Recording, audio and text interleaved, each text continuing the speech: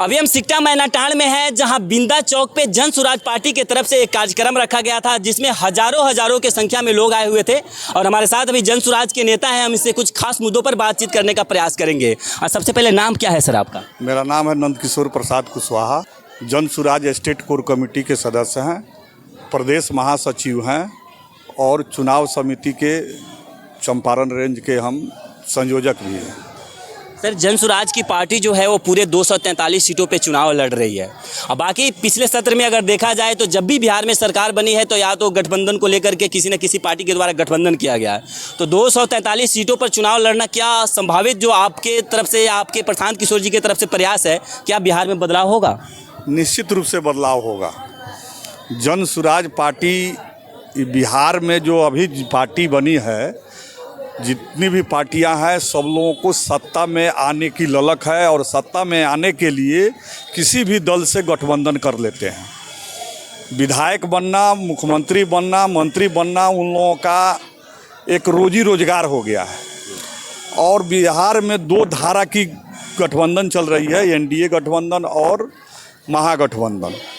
तो ये दोनों धारा का लक्ष्य है कि किसी तरह से सरकार बनाना है। जितनी छोटी छोटी पार्टियां बनी है बिहार के हित की बात करती है, लेकिन उन लोगों को कैसे हमारा विधायक जीते, हमारा सरकार बने, इसके लिए वो लोग गठबंधन करते हैं। माननीय प्रशांत किशोर जी का यह सोच है कि हम बिहार के 243 सीटों पर चुनाव लड़ेंगे। 243 सीट पर लड़ने का मुख्य मकसद है कि सिर्फ सत्ता परिवर्तन करना मकसद नहीं है, सत्ता परिवर्तन के साथ साथ व्यवस्था परिवर्तन मुख्य मकसद है। तो व्यवस्था परिवर्तन के लिए जब एक धारा की जब तक सरकार नहीं होगी तब तक गरीबों का कल्याण नहीं होगा। जो उनका विजन है, जिस विजन को लेकर के चल रहे हैं, वह पूरा नहीं होगा। इसलिए बिहार में हम लोग पूरी ताकत से 243 सीटों पर चुनाव लड़ेंगे और 243 सीटों पर हम लोग त्रिकोणीय संघर्ष बना करके चुनाव जीत करके सरकार बनाने का काम करेंगे। मैनाटांड में विकास के लेकर क्या कहिएगा? जहां आप अभी उपस्थित हैं, यहां आने में अगर 20 किलोमीटर आपको आना होगा तो लगभग 1 घंटा समय लगेगा। देखिए, बिहार में नीतीश कुमार जी के समय तो कुछ विकास निश्चित रूप से हुआ है, लेकिन सिकटा विधानसभा में विकास एकदम जीरो पर आउट है, एकदम नगण्य है। हमको मैनाटांड से और यहाँ बिंदा चौक आने में 1 घंटा समय लगा है और कहीं रोड सही दिखाई नहीं दिया है। रोड में गड्ढा में रोड चल रहा है और उसी गड्ढा में हम लोग धीरे धीरे यहाँ तक पहुँचे हैं। यहाँ की जनता के साथ पूरे बिहार की जो भी सरकार रही है, पिछले है या अभी है, यहाँ के लोगों के साथ अन्याय हुआ है। और यहाँ के जितने भी मंत्री विधायक रहे हैं, वे लोग सिर्फ अपना काम किए हैं, अपना महल बनाने का काम किए हैं। यहाँ के क्षेत्र के विकास के बारे में वे लोग नहीं सोचे हैं और यहाँ का क्षेत्र का विकास नहीं के बराबर हुआ है। पिछले सत्र में मंत्री भी रह चुके हैं, उनके आवास से लेकर के जहाँ तक जाइएगा रोड का यही हाल है। तो क्या वो लोग जब निकलते हैं तो उन लोगों को ये सब चीज़ें दिखाई नहीं देती है? देखिए, अब उन लोगों को तो दिखाई देना चाहिए, लेकिन दिखाई नहीं दे रही है। तो यह दुर्भाग्य की बात है कि इस क्षेत्र में मंत्री भी रहे हैं, विधायक के साथ साथ मंत्री भी रहे हैं और उसके बावजूद भी यहाँ विकास नहीं है। यह दुर्भाग्यपूर्ण बात है। और हम लोग तो जन सुराज को लेकर के सभा कर रहे हैं, आगे बढ़ रहे हैं, सब चीज़ देख रहे हैं। आने वाले दिन में अगर यहाँ जनता हम लोगों को मौका देगी तो निश्चित रूप से इस क्षेत्र का विकास होगा। बिहार में पलायन को लेकर के बहुत सारी जनता जो है वो परेशान है।